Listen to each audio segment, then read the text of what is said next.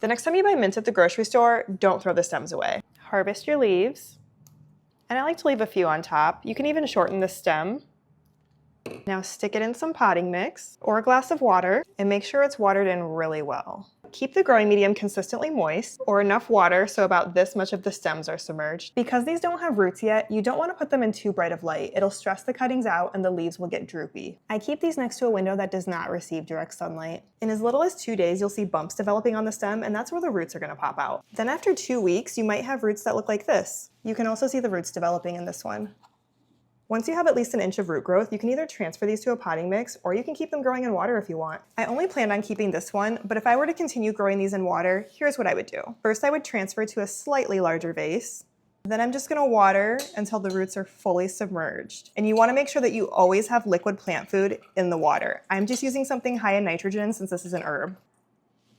And you don't have to do multiple cuttings, you can just stick to one. Mint grows really fast and it can get really big. As for caring for this one, I like to let the growing medium dry mostly out before I water again. And when I water until it drips through the drainage holes.